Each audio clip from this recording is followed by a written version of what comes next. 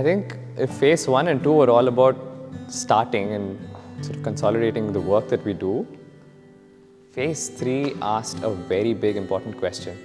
But I'll tell you this story. I remember Arhan mentioned that Sandeep, Shaheen, himself, and I don't know who else was in this space, at the American Diner in Delhi. And they were having dinner one fine evening and asked the question, but what about the rest of the children? And now that we have so many alumni, what is this going to mean for the movement? I think the big question that came up was, how can we do as much as we can for as many children as we can? That is phase 3 for me. Come, let's take a peek. I think this question opened up a Pandora's box, right? First up, we asked, our core fellowship program is running fine. Obviously, there's a long way to go to learn more and get better at that. What else can we do? There's so many other actors. One of the most common questions that we get asked is, why is Teach for India only in cities? Right? Don't children in tribal, rural regions need us more? We've always answered by saying, yes, and our alumni will take the charge forward. But this time we took a leap of faith and said, let's put Teach for India in a box and offer it to anyone who would like to take this as an entrepreneur far and beyond our cities. TFIX was born. Ashi Didi's leadership, I think the team and the work they do, which is all heart. I think they still stand for being there, championing these people from grassroots, doing the magic that they do. But that wasn't all. There were more such pilots, if I may say, under what we called then the Innovation Cell. I'm trying to remember all these names now. So the Innovation Cell then had a program for rural entrepreneurs, not exactly rural, but people who wanted to grow their model through a fellowship. TFIX was born, and we were looking at entrepreneurs from the Teach for India community. We were sensing that there's so many alumni who, through their Be the Change projects and ideas that they had, wanted to start an organization. It was like a big valley of death for most organizations in the first 3 years, especially they didn't have CSR, they didn't have access to grants beyond the crowdfunding or individuals. So we said we'll build a program for them, and that's how Innovated was born. And the last one was Kids Education Revolution. I think deep down Shaheen was actually trying to arrive at the insight that it's not about us. It's not about us taking charge. It's not about us bringing all these people as leaders into our classrooms, but it is the fact that these children today are eventually going to take that mantle forward from us. That's how KER was born. It was born from, I think, the idea that what are we doing by saying we are doing this for children? There's something fundamentally not okay with that sentence. I think it shifted when we moved from for to using with. That's what KER has stood for. It's all about safe spaces for children, having children take agency, and being there as partners with adults in this movement. So that it's grown leaps and bounds, but that's kind of where it started.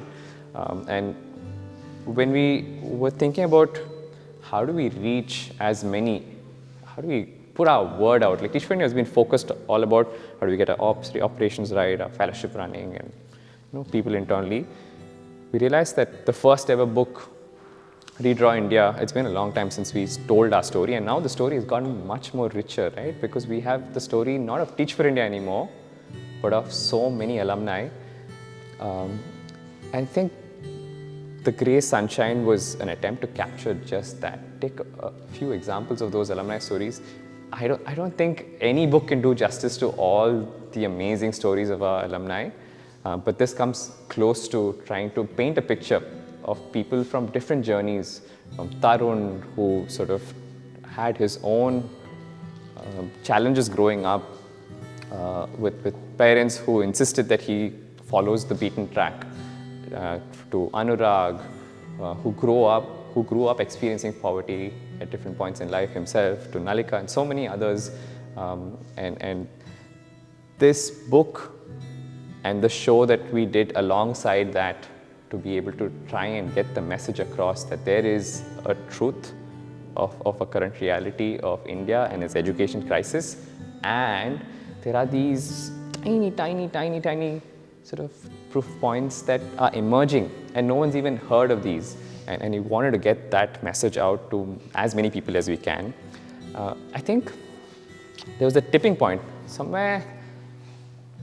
This might have been around 2017, just when phase 3 was starting.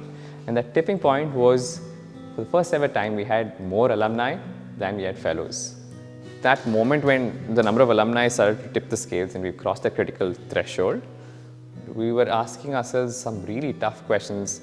Everything to do with phase 3 and its possibilities. I don't think I told you, there were more possibilities we were exploring with partners like Omidya to try and get positions opened up with our governments in Delhi, Tamil Nadu, and then we also got newer roles like the assistant school leader in many of our partner schools opened up.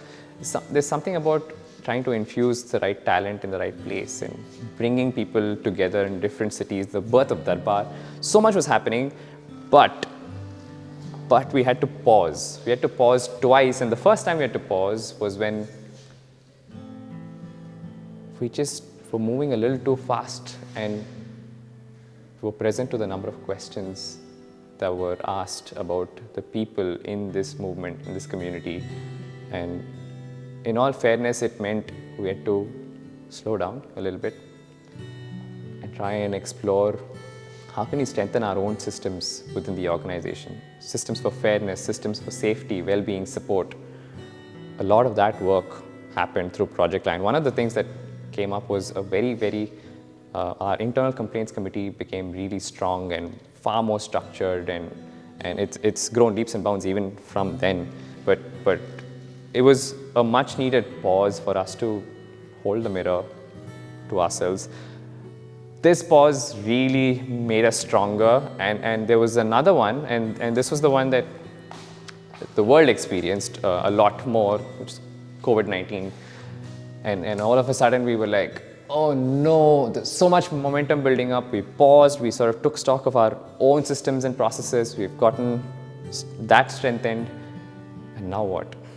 I remember this email from Shaheen, which said, it's been 500 days.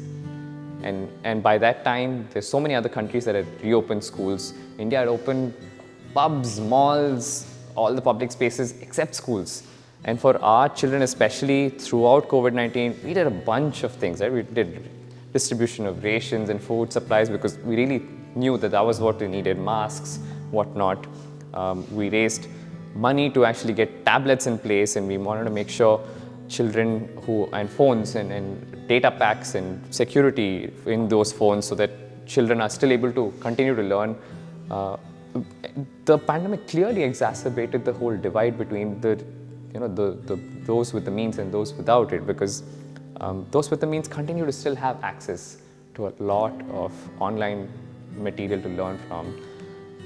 When our children were returning back to their villages and hometowns, and we weren't even sure if they'd come back. And so it was very, very difficult for us to pivot our entire fellowship institute. Can you believe it? Summer institute on Zoom. It happened, and a few cohorts who experienced it who were like, what are you referring to by TFI Day? And all of that started to happen behind the scenes. And the most important shift for us was in phase 3, through this adversity, we made the choice to take a stand. And I think I've heard many people in the past tell me that Teach for India as an organization needs to be politically correct and has to work with the government, and so can't necessarily take a stand. But this was one of the first instances where we said, we will do whatever it takes to do right by our children on a public platform with op-eds. Here's one that Shaheen wrote with Dr. Mahesh to really talk about what the impact of COVID looks like on children and on learning, and how it isn't so much of a healthcare challenge, considering the rest of the city was still functioning. So this was one instance that really made us advocate more vocally, more publicly, and we even published a report with BCG in partnership with a social impact practice and sort of made a strong case for schools to reopen. The dust settled post the pandemic, and we were sort of returning to institutes in person, returning to the big goals we had. We wanted to start a new site, and we did. We opened Kolkata. For the longest time, I think we had, on the India map, we had so many different sites in the north and south, and even the west, but the east had largely been some section we'd never entered. Kolkata was launched in 2021, and it's just a site that's grown beautifully ever since then, and it's been a city that has been waiting for Teach for India, and how we even had the East Alumni chapter even before the city officially launched. And I think phase 3 ended with us sort of revisiting the same question on how might we do as much as we can for as many children as we can, but not just through all the different pilots and programs that we were running in parallel. Those experiments were giving us a lot to learn from. We were able to weave a lot back into the core fellowship. And so that's exactly what we did in closing with the LDJ 2.0, the leadership development journey. I think the first one was still talking a little bit about academic achievement, values, mindsets, exposure, and so on. But this whole experience of us trying to go through what it takes to actually not just be a recipient of what we imagine as an excellent education, but to reimagine it. And thus was born the new pillars of the LDJ: self, others, and India. Leading self, leading others, leading India. And which was very different from trying to just score better in your exams and being exposed. A lot of what we thought was an excellent education, and even till date, the mainstream education and its definitions are focused solely on individual growth, journey, impact, achievement, and so on. But we took a hard call to say an excellent education can't be just about the individual. It has to be something that serves a much larger purpose, like that of a country. I think it was a moment for us to pause and think about what it means to be an Indian, and how much of our constitutional values do we even know as citizens of India, and how much agency do our children have to be able to understand, lean in, and be an advocate for those values.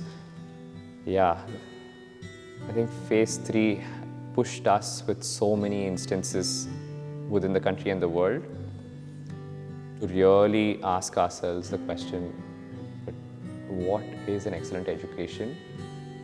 Is it just limited to one's own journey and individual impact and achievement? Or does it play a much larger role for the society? We embarked on this journey for like about 18 months, talked to many students, took a lot of data, experts, focus groups, alumni, and we realized that an excellent education and leadership, two things that we were obsessed about, actually have a lot more in common than we knew. And so this scale for us of being able to lead yourself, others, and India is what great leaders do. And what if that could be the new definition of what an excellent education stood for?